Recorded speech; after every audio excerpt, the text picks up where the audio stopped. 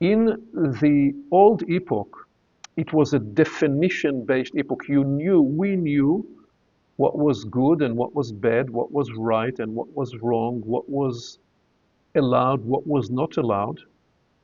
We are now experiencing a time of increased connectivity and increased conductivity. When looking at the relationship between the gold and the silver and the rainbow process in between, it's a natural process working by patterns that we see in the universe that we know because we have silver at the beginning, like the idea of being born with a silver spoon in your mouth, silver being the color of engagement. And then at the end of the rainbow, it said, well, there's a pot of gold. So we have a rainbow journey from silver to gold. But then for the next change, it'll be going from gold to silver.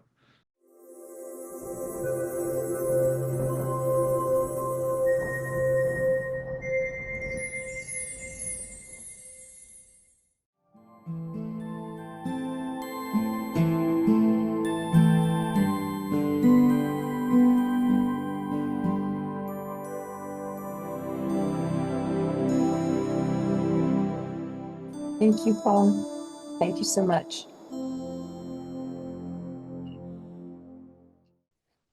So welcome. We have a great day ahead of us, thinking about how to approach self-leadership in this epochal time of change and what that needs from each life to make one healthy and happy and able to embark upon a future that has meaning.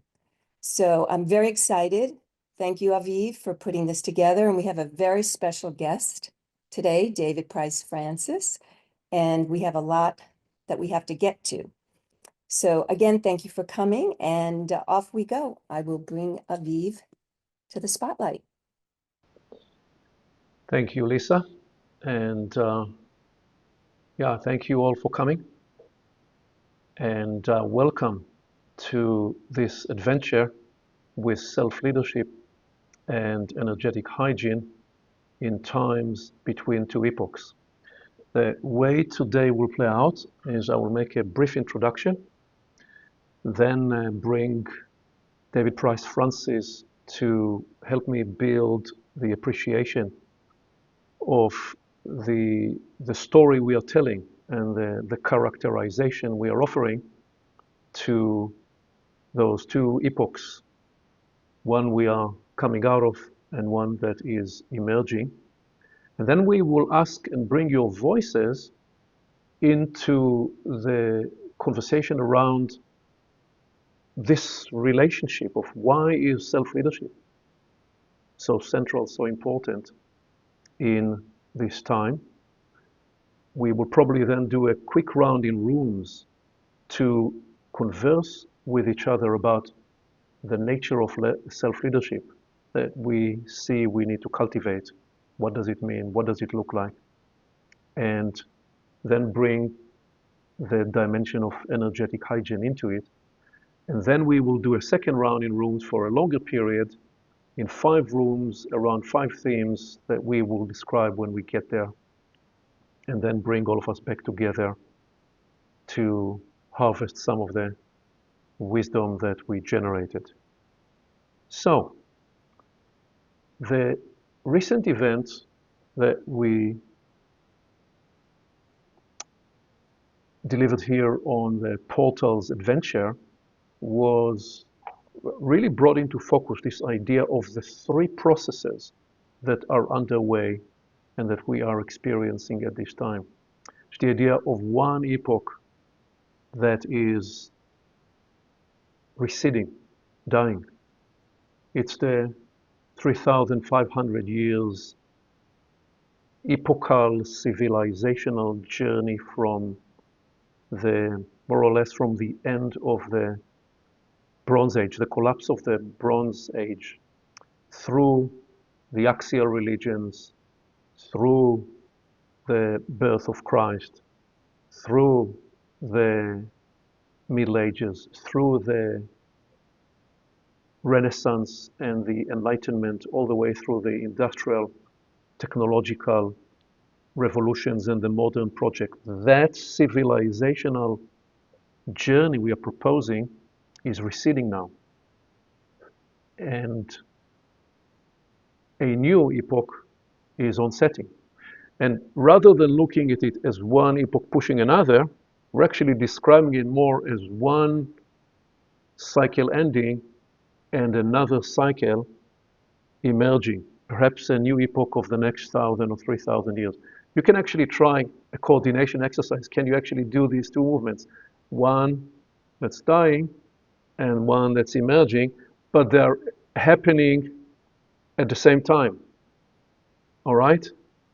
So inside this process of possibly several decades, possibly a century or two, where these two gradual processes are underway, there is a third process, which is that we are experiencing ourselves in a liminal transition. Why liminal transition? Because we don't know and we find it difficult to identify what is what. There are parts of us that are dying. Obviously, there are parts at a biological level because there are cells that are dying all while new cells are birthing. But there are patterns, ways of thinking, ways of doing that belong to the old epoch that are gradually fading. And there are new ways, new faculties, new capacities that are emerging that will truly be the living properties of this next civilization, for which we may be the bridging generation, the very first generation, or two that is, if you like, midwifing, facilitating this emergence. And the premise we are engaged in is that number one, when we get attuned to this larger actuality, we are empowered with special immunity in a sense of resilience and power and capacity.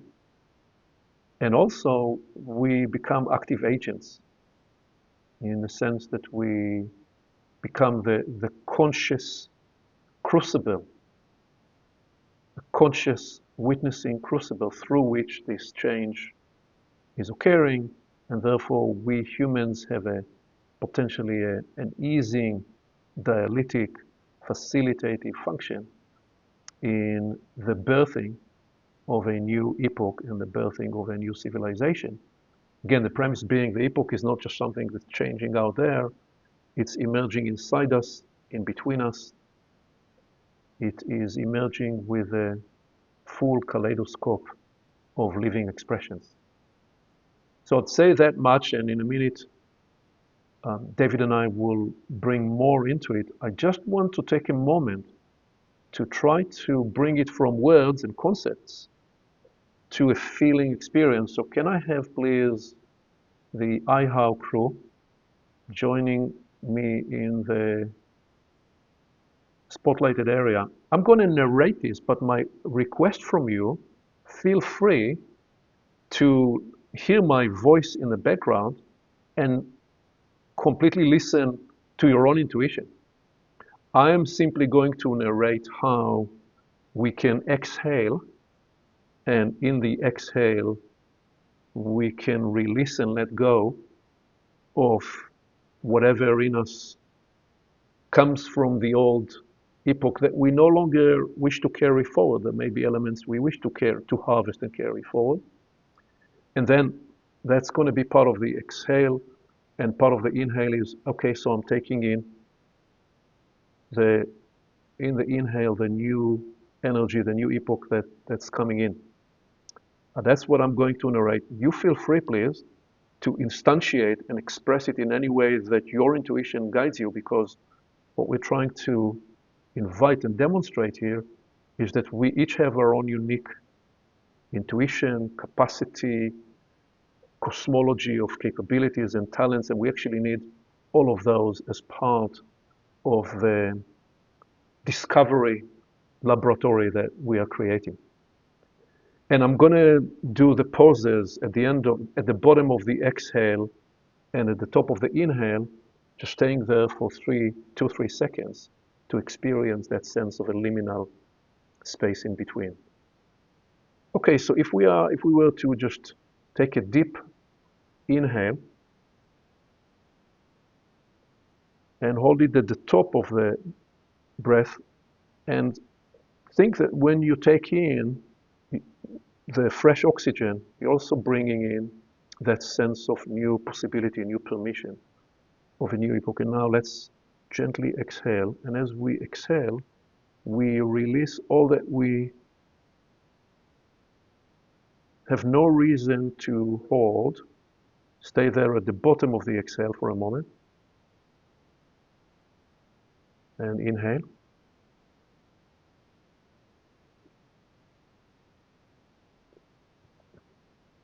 Hold it there at the top of the inhale. So that's the liminal in between, and release.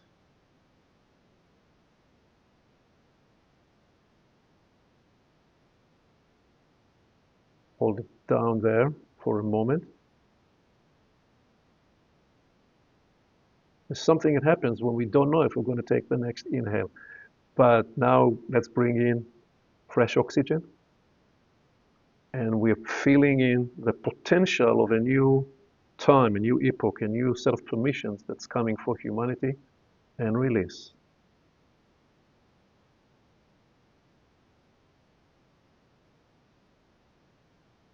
One more inhale.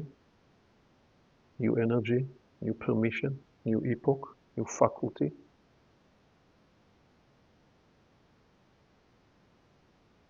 And one final release.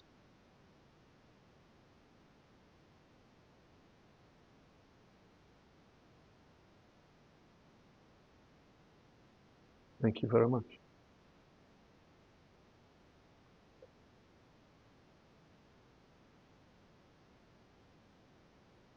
Okay, so that's something we can do any time of the day when we want to get centered and want to shift our awareness to the fact that we are the living embodiment and the experience through which, with which, one epoch is dying and another epoch is being birthed. So let's release the IHOW crew.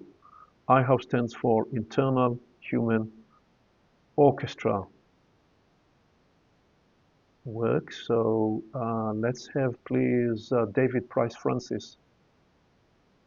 David, good to see you. It's good to see you. Well, by way of bringing your voice into this, and before I bring a fancy slide and some characterization of the two epochs, anything that's alive for you to offer as an opening comment into today, please. Yeah, I was very caught by the word liminal when you were talking about that liminal space. And what I realized is that for most of the planet and its population, it's subliminal. So that is like a subliminal advert. It comes in, you don't know it's happening. That's the whole dynamic of subliminal. So for mostly in the world, it's a subliminal process. It's happening, but people are not aware of it, except they're saying, oh, something's changed, this changed here, this changed here, this changed there. And they see it to be, we'll get back to normal soon. This myth of normal. It's almost the myth of normal. But this is trying to go from subliminal and actually being aware that something much bigger is taking place, that there's an actual change of epoch on the move, to go from it being subliminal to conscious liminal, actually being conscious in the space in between. But mostly what I'm seeing in the world is it's going on in a subliminal way, and people are carried along with it, but they're looking at, I wrote something down the other day. We used to talk, when I was growing up, there used to be the idea of a generation gap, the generation gap. And I realized, well, now, a more fitting term now would be, is the digital divide.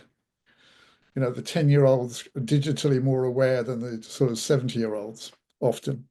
So that seemed to be, the technology seemed to be the liminal change. but that's only one micro part of it. And the digital divide kind of expresses that idea of a generation gap. But what's really going on is something much more major than even the changes in technology. I know this is part of what you've been working into very much, but this subliminal idea really caught me. So I thought to start there because we're trying to make it conscious rather than it going on without us actually having an awareness of it. Well, thank you for that. So let's take the subliminal and make it a lot more conscious. And I'm going to bring my slide here and start us in this sense of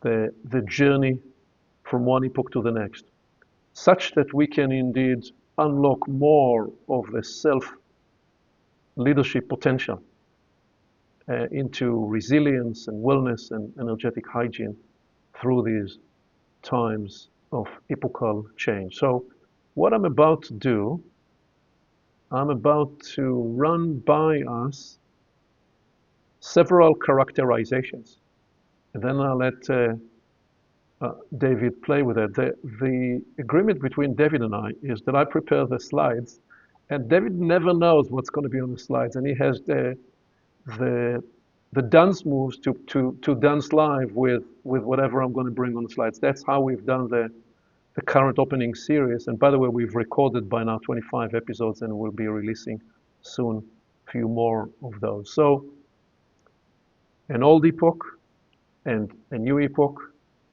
and the transition in between through a sevenfold process that is the fractal of the seven colors. And the first characterization I'll offer is that the old epoch by nature was slow. If you showed up in the 5th century BC, or even the 5th century after the birth of Christ, yeah, sometime there would be a transition, especially if one tribe came and massacred another tribe. So that could be a swift process. But in a way, that even that was part of the paradigm of the ancient world. Sometime, a lot of the time, there would be these kind of moves happening on the ground. But other than that, you didn't really expect the kind of changes, the technological changes that David just alluded to, and even the geopolitical, social, structural changes that have occurred over the last several centuries. So I'd offer that as the first characterization, and with it even build more on it to suggest that in many of those ancient periods, people that lived at that time would not necessarily characterize it as a static time, but there wasn't much that seemed to be changing on the surface.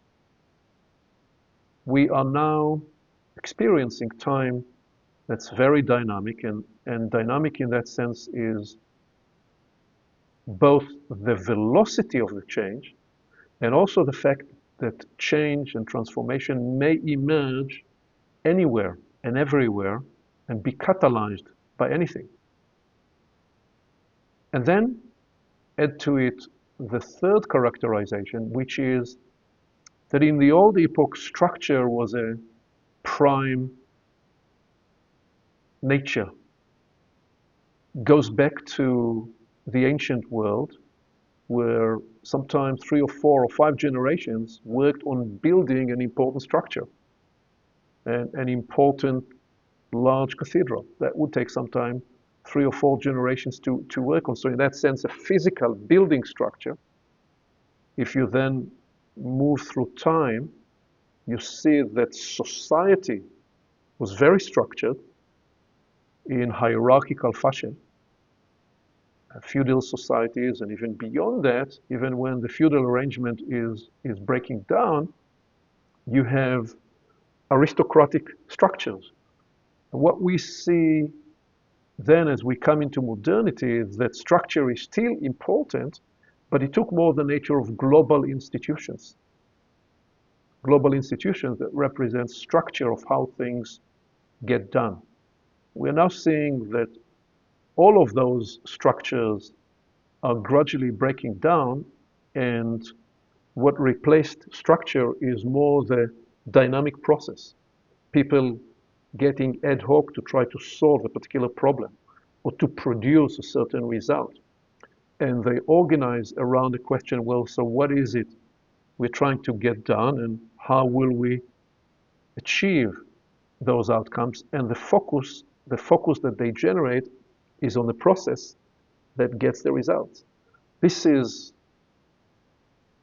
happened to be a pivot that I have shared with many leadership teams over the last more than 2 decades now, because a lot of companies that were, I mean, the creature of cooperation in a company is something that emerged earlier, possibly two centuries ago, but most companies were still coming into the formation with an old epoch operating system where the structure is the prime definition of what they are.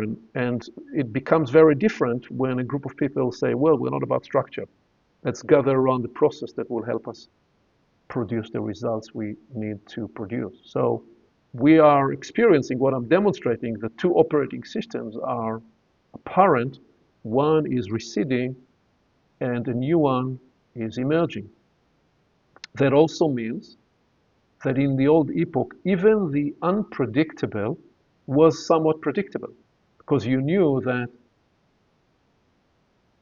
part of the order of the day is you're either going to be conquered by somebody or you're going to conquer somebody. So even the unpredictable in that sense was predictable. Now we are experiencing a time where there is tremendous unknown in all dimensions of life, in all aspects of the human experience, partly because of the dynamic, faster change. And we are proposing, in the way we're describing it here, is that all that we see, for example, all the crises we see all over the world, they are not the cause or the catalyst of the epochal shift that we are describing here. Rather, it's more the case that they are the byproduct or the symptoms of that change, and they, each in their own way, whether it's geopolitical, economic, environmental, ecological, relational, all those dynamics that are in flux now, they each bring to the drama of this moment in time that humanity is experiencing another aspect of this shift that we are describing here. Bring one more, and then I invite David to play jazz with all of this.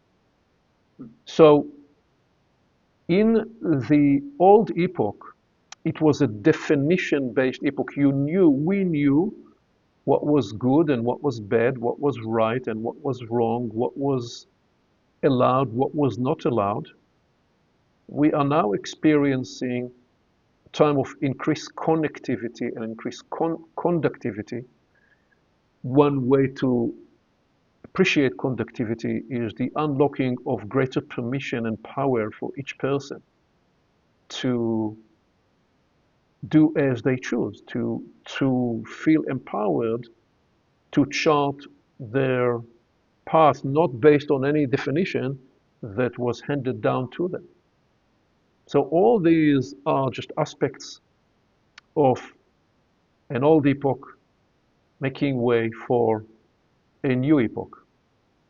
David, what would you add to this? What would you build on this? What comes alive for you when we talk about the old and the new epoch, which I am depicting deliberately with different colors? Yes. Well, when looking at the relationship between the gold and the silver and the rainbow process in between, it's a natural process working by patterns that we see in the universe that we know because we have silver at the beginning, like the idea of being born with a silver spoon in your mouth, silver being the color of engagement. And then at the end of the rainbow, it said, well, there's a pot of gold. So we have a rainbow journey from silver to gold, but then for the next change, it'll be going from gold to silver. So interesting with regard to the gold there that you're showing, the old epoch, people tended to look backwards for the core. So they're looking to what was, they're looking to the so-called the golden age. When was the golden age and how can we get back there? You know, the return of what was. World religions mostly looking to the return of what was. When is our savior going to return? That is looking for a return of what was there previously. But the universe simply doesn't work that way. Not just my opinion, but the actuality of change is new comes in and gold changes and moves to silver. And silver gradually, maybe over the course of the next 3,500 years, as you put it there, will be heading toward the gold, toward the next gold occurrence, the next gold epoch. So we are in between people. I think one way to think of it is we're people of the cusp. We're born in one epoch, heading into the other, but we're in between the two. As you said, we're liminal. And to be conscious of that and to know that the universe, well, looking at our own experience inside the bodies that we live in, we know that change is the constant. I mean, I look at you can touch your own skin, you know, if you rub your skin, again, a somatic experience, just rub your skin. What's happening is skin cells are being released. You know, you go around the house hoovering and thinking, where does the dust come from? Well, some of it is us. Quite a bit of it is us. And why? Because every 28 days, according to the moon cycle, skin cells are released. The next cycle, 28 seasons, as the so-called 7-year itch, which is to do with the fact that, you know, the woman looks at the man looks at woman, whatever the case, says, you're not the man I married. It's true because all the cells have changed in the 28 seasons, except for the brain cells, which actually last a lifetime.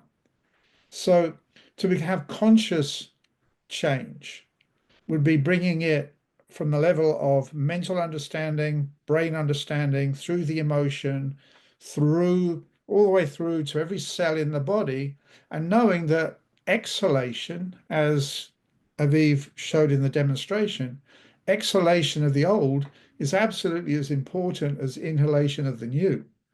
You can't just breathe in, breathe in, breathe in, breathe in. Otherwise, poof, you blow.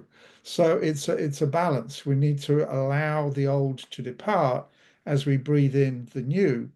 And something that will make this easier, and why self-leadership in part, is that it's important that we don't get identity attached to the old. Because if we look for it to return, according to natural law, that is not happening. There's no going back. There's only going forward. And forward takes us into that new epoch. As you've written there, fast, dynamic, the unknown, greater conductivity, greater process.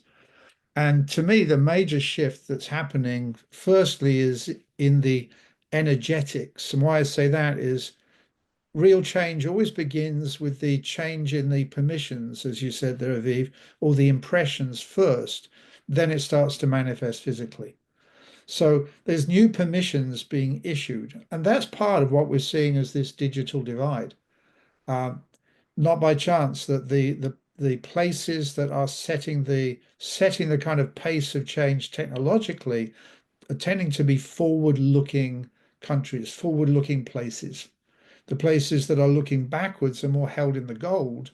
They're not on that leading edge of changing technology. If anything, they want to prevent it and say, no, we want to stay with what we had. So it's a fascinating journey, and it's working according to the natural laws. We can see it in the rainbow. We can see it in that journey from the new silver signal to then that gold signal. So I like to see, you know, when new music comes out, it's electric and it's silver. When the Beatles first came out, they were called the Silver Beatles. and then 30 years later, you buy the gold boxed set. Now, this is a much longer process, but we're looking at the old boxed set is heading to the grave, and a new silver signal is sweeping through. And we are those fortunate people who are actually in the middle of it happening. And what a great opportunity. Yes, extra stress, extra change, but if we can be conscious of it, what a chance. And it is in that context, David, that we bring one more dimension to visualize here, which is in the old epoch, in the gold epoch, we looked at great leaders, the Alexander the Great, the Napoleons. Typically, they were men, not only men, there are a few larger than life women as well, but largely the case was that they were men and they made their mark on history in the gold epoch. But we are guided by the intuition that the pivot calls us to recognize that self-leadership is the summon, the call of this time. Yeah.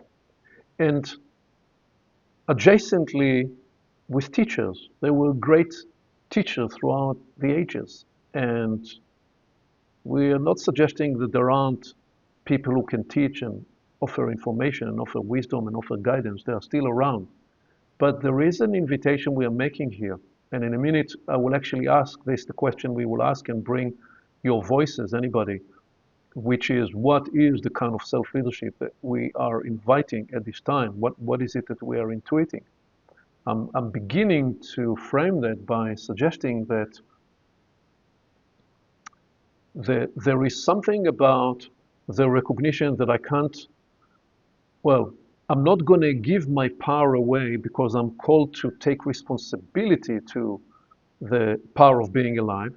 And that also means that even in the presence of a leader, even in the presence of somebody who shows the way, even in the presence of a teacher, I actually understand that it is my responsibility in the sense that I'm a sovereign being, I'm an agentic being.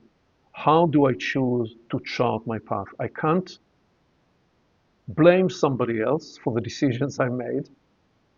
I can't relinquish. I mean, I can, but when I relinquish my responsibility, I play the roulette game of life, and I choose not to. So I bring this to focus for us to consider that as we look at this pivot from gold to silver, as David framed it, we are inviting now that we each consult our intuitions. What kind of self-leadership do we choose, do we need, do we want to cultivate? I'm going to ask Paul to give us here 90 seconds music background so that you can collect your thoughts and just feel your way, listen to your intuition. Because the premise is we are already living into this change increasingly through the 20th century.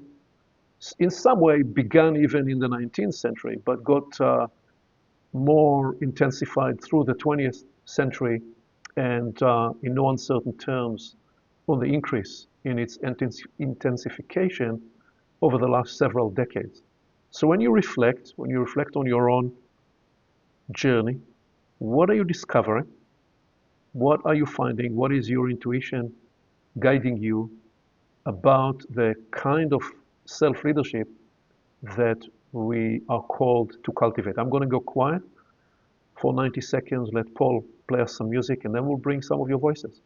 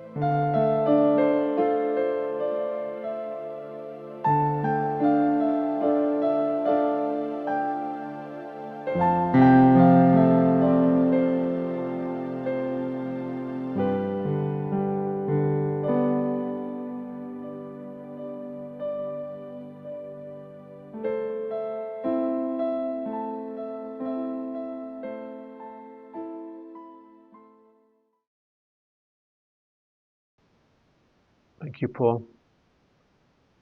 Please, let's see showing of hands if you feel ready to contribute. Please, Janice.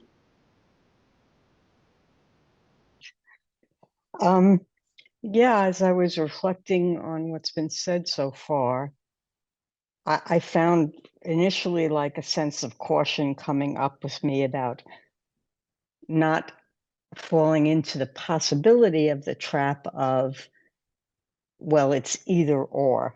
It's, the gold epoch was these great leaders who, so-called great leaders who we chose to follow, perhaps in not a very conscious, with great consciousness about, not the polarity of they know it all and I know nothing. So I have to follow them blindly in a way. And the sense of self-leadership. It feels to me important to frame it in both ends, because I think there still will be people in the new epoch that will step forward and offer some guidance or way, but the difference will be that there's a consciousness now with people of, I'm sort of thinking of the example of a doctor. When I grew up and I would talk to my parents or people older than me, the doctor was a god. You didn't even ask a question when you went to have a visit, because they were so all-knowing, which is a certain form of consciousness. I mean, we can think about this as a child-parent relationship also. And the consciousness now is changing in the new epoch. And now, we go to the doctor and it's not abnormal to question them or even challenge them at times.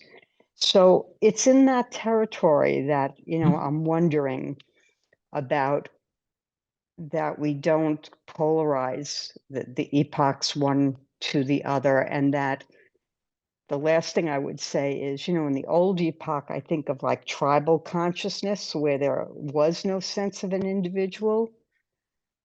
So in the context of the new epoch with self-leadership, but it doesn't feel to me like self-leadership where we're all kind of walking around in our own little worlds, leading ourselves. There's a lot of talk now about the importance of the collective moving forward in the new epoch rather than single individuals. Mm-hmm. But it's the sense of being in a collective with one's own intactness about who one is as an individual versus maybe the consciousness that was present in the old epoch.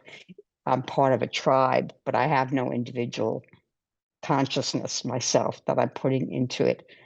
So those are just a few thoughts as you put forward the question. Thank you. Thank you. Thank you, Janice. So the yes and, the collaborative, the individuated, some dimensions you're highlighting. Please, let's go to Theodora. Everyone, hi Aviv. I was thinking as I'm looking at this about definition and conductivity in relation to the question that is everlastingly interesting to a human being, which is, who am I? So a couple of days ago, I came in the internet, I was looking at the research about DNAs, and there is this large interest, I think mainly in the United States, of people to find their ancestry. So the person speaking was 17% Wales, 24% Sweden, 3% Italy. And I mean, and then I found the most amusing thing, because we are Greeks and we're proud to be Greeks. And we are the Greeks who have the same genetic, like the Mycenaeans, the Agamemnons.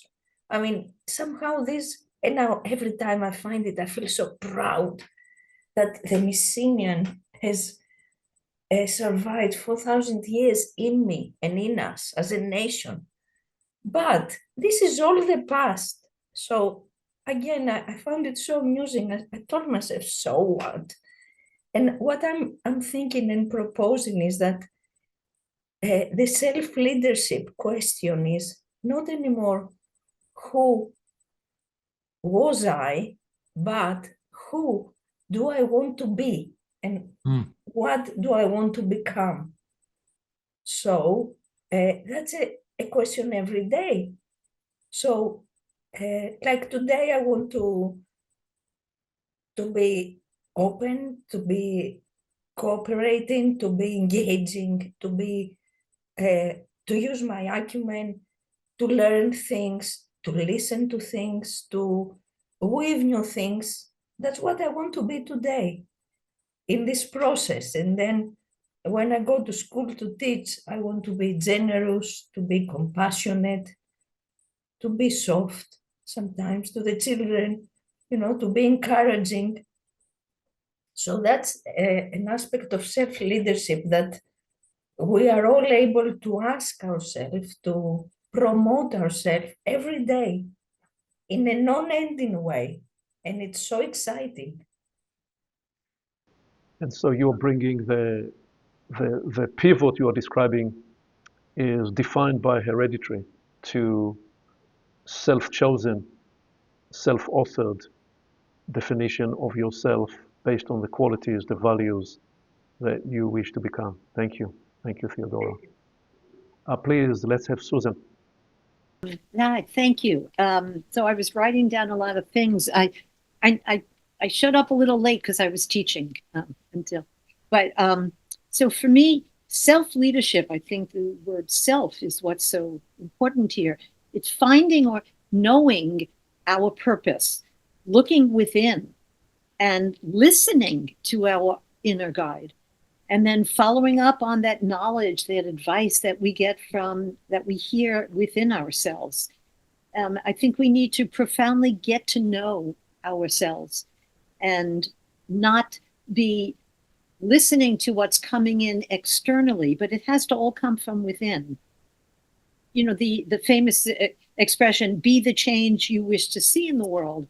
I think that's also important, be the change that you expect to see in the world. But it has to come from within, be the example. In the new epoch, I think people are coming to understand that we are all connected and we are weaving a tapestry that belongs to all of us. And I also think, so I don't know the name, the person that was just speaking, genes are important, but they're not our destiny.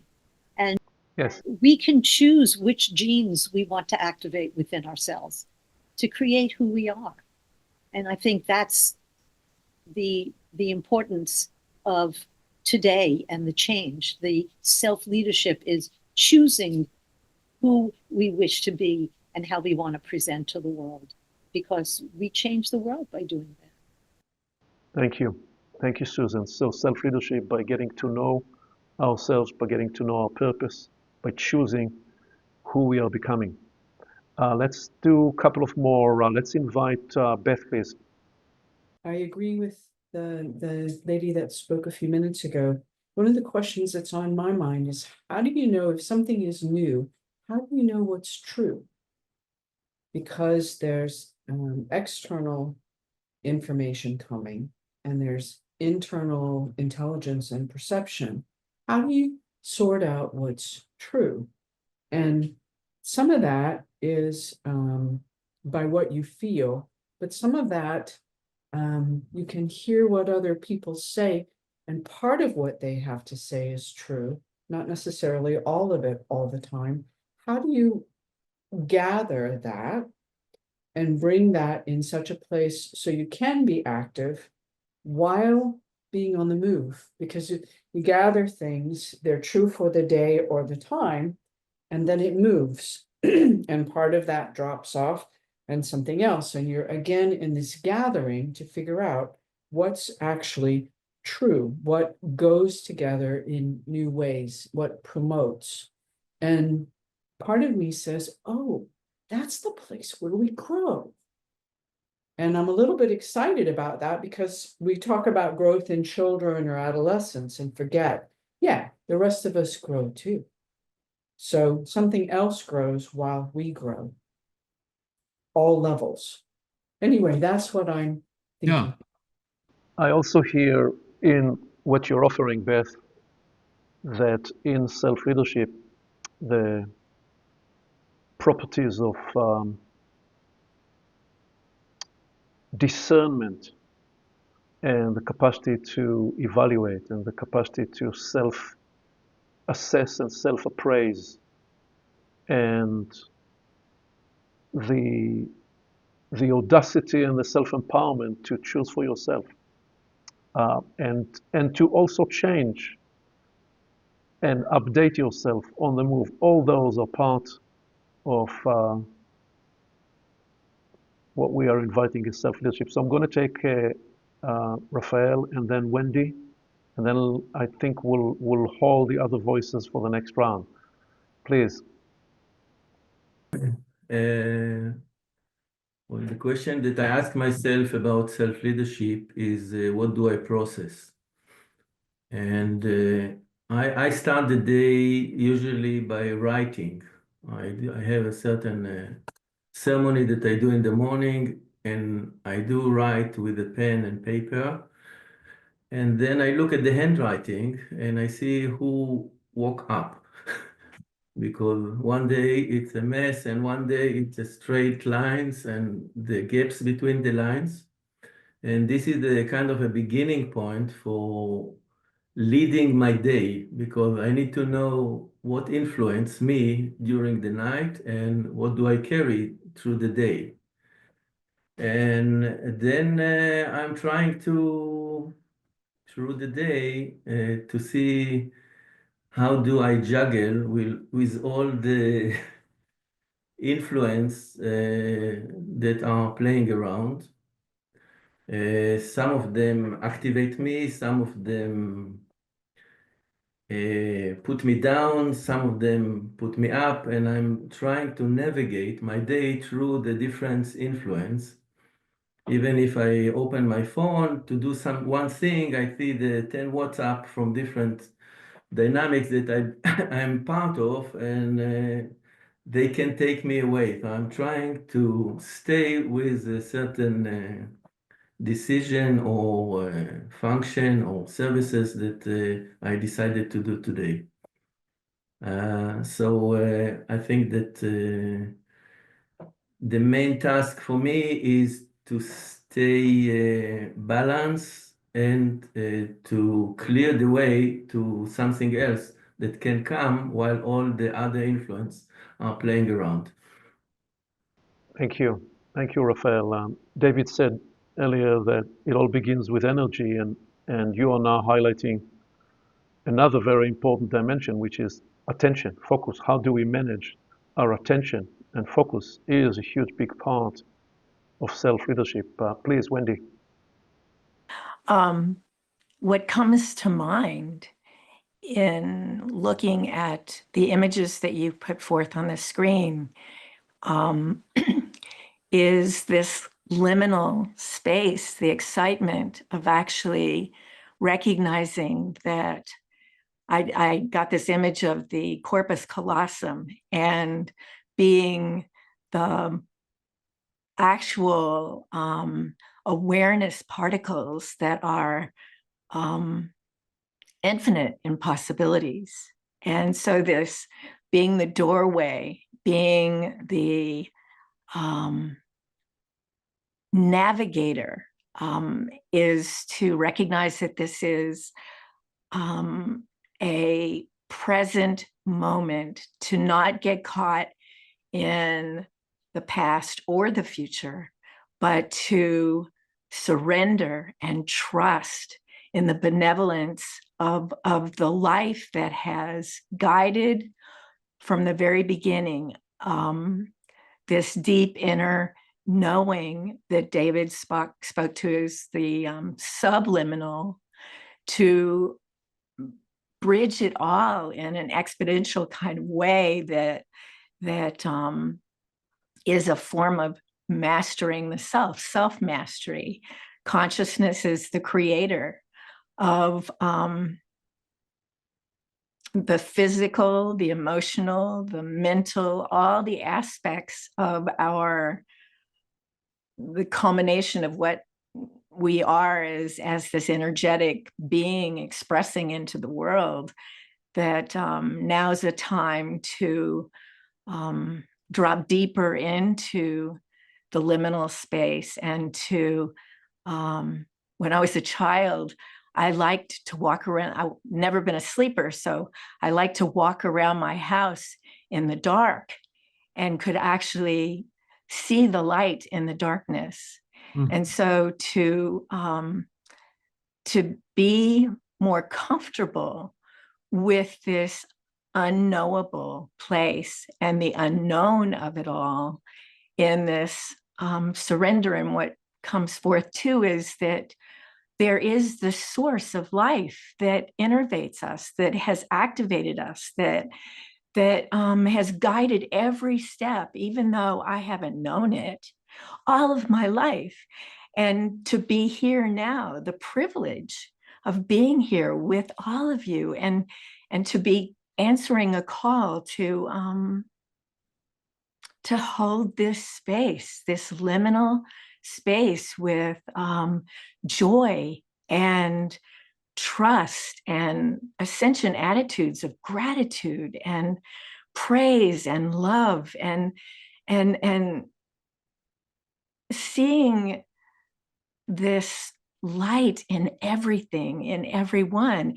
This is what I feel this self-leadership now is to be responsible for all of the gifts that have been given to me, to be activated, to put them into place now, to actually do the work joyfully, because I have spent pretty much all this adult life, I wouldn't even call it adult, but this life in cleaning, in releasing the distortions, releasing programs and attitudes, and doing this hard work of clearing the way. And now here I am, standing here in this rainbow of beautiful light. And how can I master the faculties so that I'm able to respond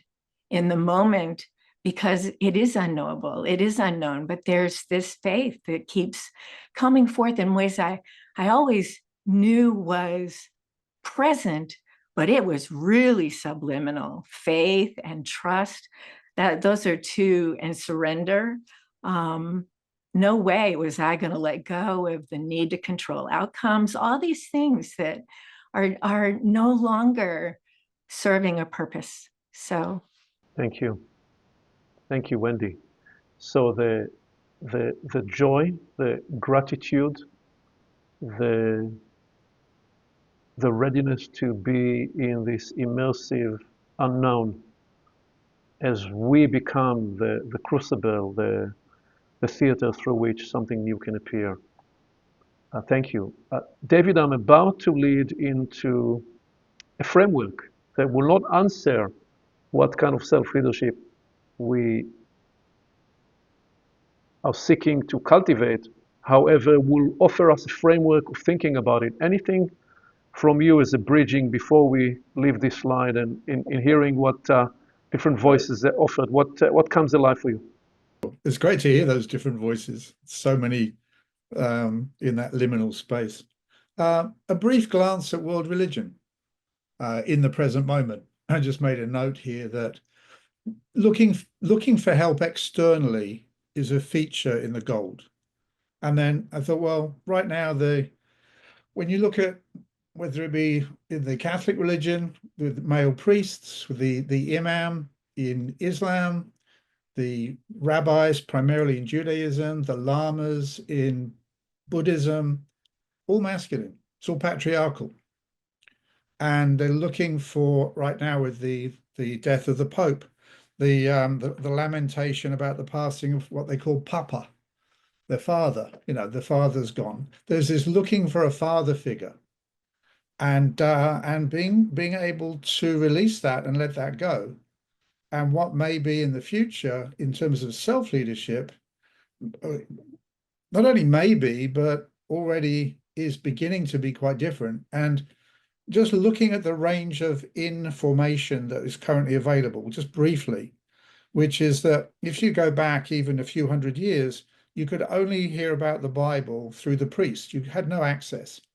The Reformation was the opening up of the access to direct cognizance from people to the Bible, because it all had to go through the priest. We look at each of these religions, there was always a funnel through which revelation that had happened in the past was then meant to come. And now the access is more open than ever. The danger side of that is dispersion. This is where, when you mention focus, the need for focus and discipline to be able to self-select what it is that we want to focus on. Otherwise, we could become the TikTok generation, which is just constantly new little bite-sized signals passing through the brain, but not enough focus on anything to get something significant done. So I'm very caught with the kind of the almost like the amperage of the power that was there in the older gold, and then the range that's possible now, but we need to have self-leadership to focus into what it is that we want to do. We can't look around for where's Papa. You know, most recent incarnation of Papa just passed, and now they're looking for the next Papa, or the next Dalai Lama, or the next return of, you know, a major imam or figure. And that is looking backwards into the past. And that, to me, I just made a note of that here because it struck me as highly significant, just how the masculine has dominated those world religions. And we're heading into a very significant shift in terms of that balance, that masculine and feminine balance, I think. And part of how I see the way going forward into the future, that feminine acquires much greater potency and is no longer dependent upon, you could just say, finding Papa. Indeed, indeed. And if I connect what you offer there to the first comment from Janice, perhaps we can view this not as a polarity. Rather than moving from a masculine to feminine, we're moving to an epoch that is much more feminine by nature, inside of which the collaborative permission of the feminine energy and masculine energy can arise both in men and in women. So with that, what I want to do is not answer the question, but offer another framework to work with, and that's the framework we will then go into rooms with. I think we'll probably do a bio break before we go into rooms. We'll find out in a minute where we are with that. So here is a way to, with everything that you offered, to lead into this space, this liminal crucible that Wendy just invited us to hold with excitement and gratitude and joy.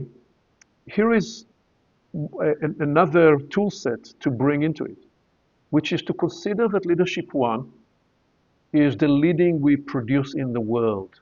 Okay?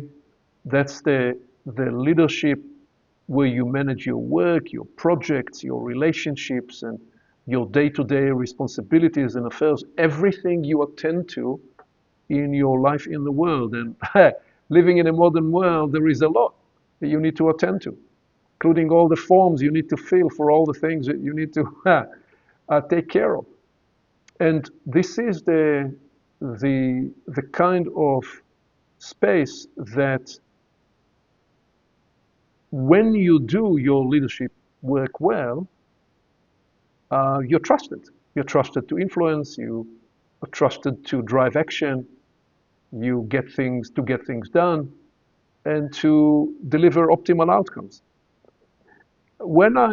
Here is a personal example. When I started moving into the coaching and consulting space 3 decades ago, I recognized that there were many gifted coaches and consultants, but very few of them actually recognized it's one thing to coach and consult and help people, it's another thing to run a business. And they treated their work as an extension of their life, which is okay on many aspects. But what I recognized for many of them that mindset produced was that for as long as they cover the cost of living, they thought, I'm doing all right, I'm successful. And I found that there were three in my leadership one, leading in the world, I found that there were 3 gaps that they forgot to attend to. Number one, if you just look at your general cost of living, you forget that every year or every other year there is another major cost. The roof leaks and you need to change the roof. Your car breaks and you need to have a new car. So right there you needed to add another 20 or 30%. But then I recognized most people had the attitude that they were not paying themselves. They were not taking care of their future. And thirdly, that they didn't think into the future and worked from the future backward.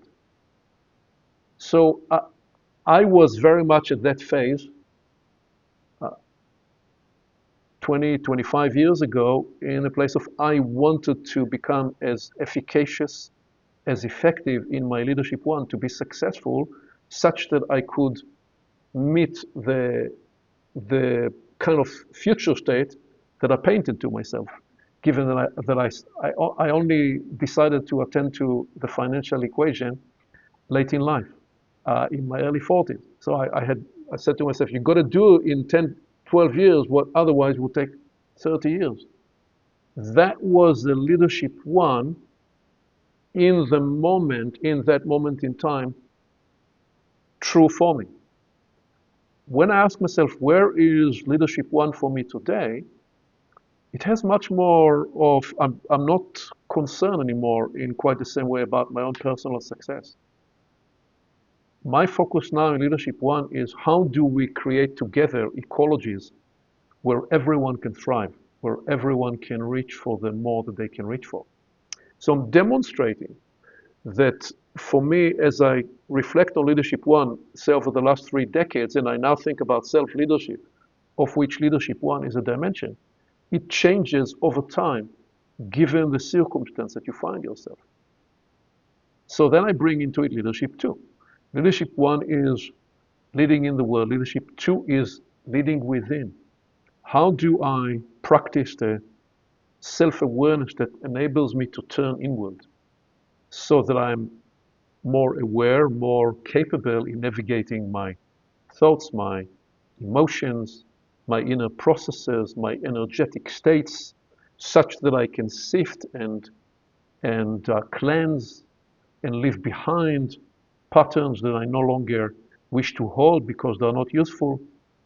Because when I do that, I discover that I'm more effective in regulating and in illuminating the interior landscape. And as I do that, I become better and more resilient with greater sense of attunement. As some of you have spoken to who I am, what I am about, what is important for me, and all that goes with the sense of integrity. So you'd say, but Aviv, why did you place leadership one and leadership two in that order? Shouldn't it be the other way around? Well, perhaps it is coming to be the other way around in the new epoch when we are much more, as some of you offered, going to be leading from the inside, leading inside out. What I find is still in the world, because I work with senior leaders and executives in Fortune 500 companies, I find that I need to work with them on both spaces. So the we work on the strategy and what the organization will do. But I always ask them, when you imagine that future state of the new products and the new services and the new success you'll be creating, who will you be? That's me bringing them into leadership too. Leadership too. Who will you be as leaders? Who will you be as a team? Who will you be as human beings seeking to inspire the best in the people around you? Okay, so that's leadership one and leadership two. And typically in the professional arena, I don't necessarily, in most circumstances, will go beyond this. But here in the Portals project and in the work with David in the journey we've generated with current openings, that essentially is inquiring into the bigger picture of human purpose and human life and what is our place in the larger universe. There is a leadership 3 dimension. There is what is it that leads through you? And what is the greater purpose? What is the greater intelligence or greater cause that finds you worthy of its trust, such that it chooses you to work through you to catalyze, to develop its mission, because your leadership, the way you demonstrated leadership 1, leadership 2, and everything that you brought to the table, you appear to be trustworthy, and it then decides to work through you. Now, sometimes if you talk about this, people say, well, I don't know, I'm not leading any big cause. It doesn't have to be something big. It can be that you choose to dedicate your life to the properties of healing or to the properties of compassion and encouragement. And that you say, I will be the embodiment of that intelligence in life because I want wherever I go for those qualities to manifest and encourage the best in other people. Whatever you choose is the focus of your leadership 3. What I'm suggesting is that in leadership 3, we are prepared to transcend the personal ambition. I shared with you how I had a particular ambition 30 years ago in leadership 1. I still have needs and visions and things I want to do, but I feel much more now that leadership 1 and leadership 2, they're leaning into, they are curated to facilitate what I feel is arising now in this epochal shift that we are experiencing, where the focus is, well, how can I transcend myself and serve as an instrument for a greater vision that is seeking access with us humans at this time. So in a minute, I will propose that we do a bio break, short bio break. Then we will go into rooms in groups of 3s to chat a bit about what is it, the question is going to be, what is showing up for you as the work you need to do in any of these dimensions? And you may say, well, I don't know, I'm just being introduced to it for the first time now, but here are some intuitions. So, but before we go there, David, any guidance, any thoughts from you about self-leadership through these 3 lenses? It's beautifully laid out.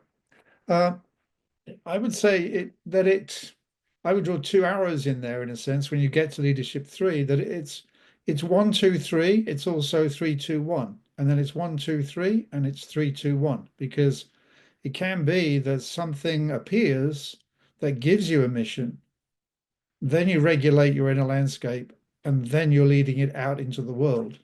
So you can be nudged really by something, I'd say higher than you in a sense.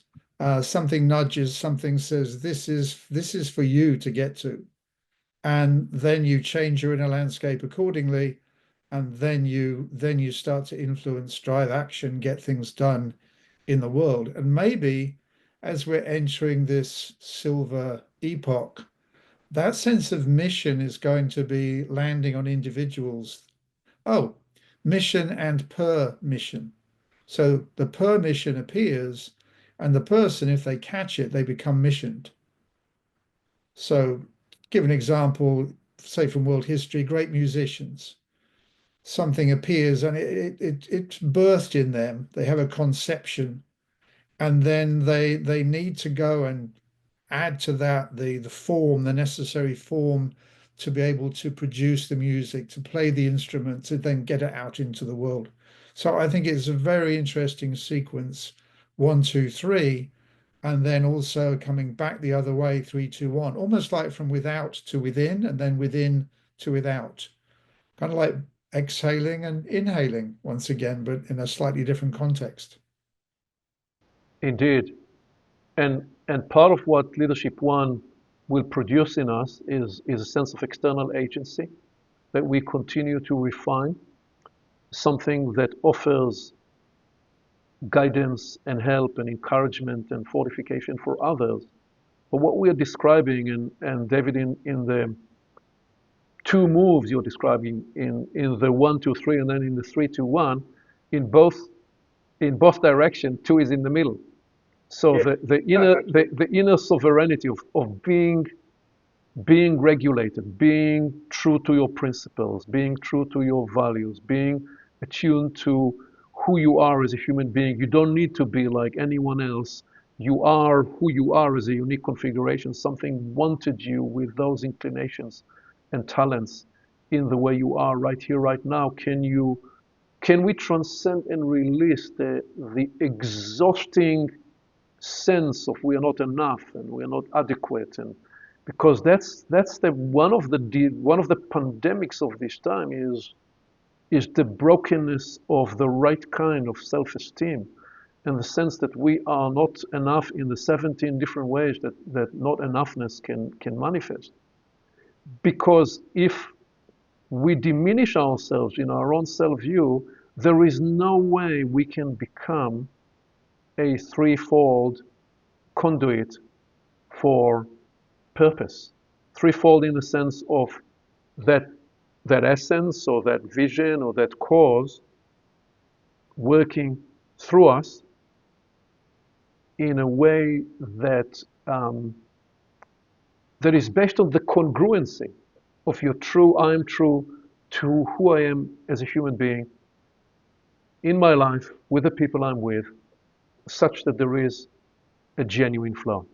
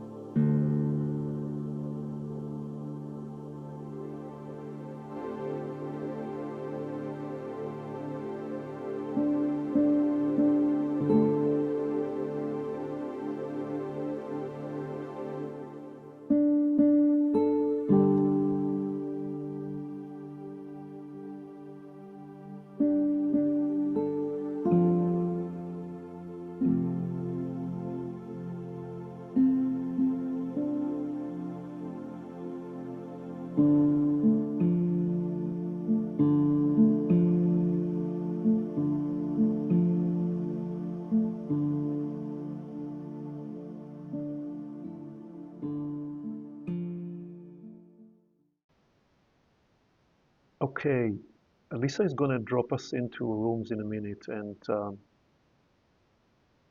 about if we take this opportunity to be together for 12 minutes with a stranger, other than we are and we're not strangers because we're humans traveling through space on the same planet.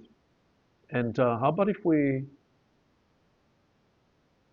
took the invitation from Wendy earlier on when you spoke about both the gratitude and the joy and the sense of curiosity about this time, this being in a liminal space, David suggested we transcend the subliminal and ascend into the liminal in a conscious way.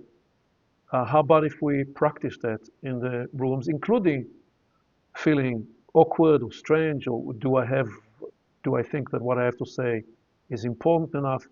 So many of us been on this planet more than 30 or 40 or 50 or even 60 years, and we still feel awkward when we are with people and not sure whether what we have to say is valued. Can we relax these feelings? It's just part of the conditioning of being human. Let's just relax these and be in the discovery and the curiosity with each other. I'm just going to bring one more time these slides.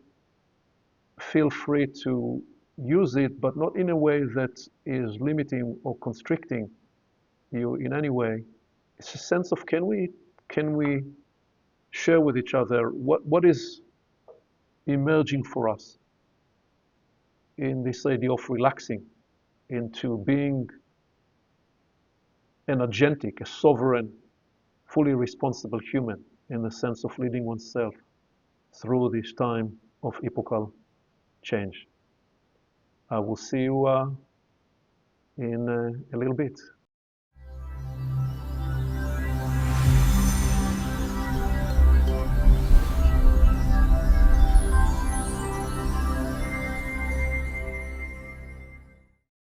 Along with our website at portalsofperception.org, Portals is also available on YouTube and on all podcast platforms, as well as social media. You can become an active member and join the conversation in community events. And you can help us get the word out by liking this content and by sharing it with your friends.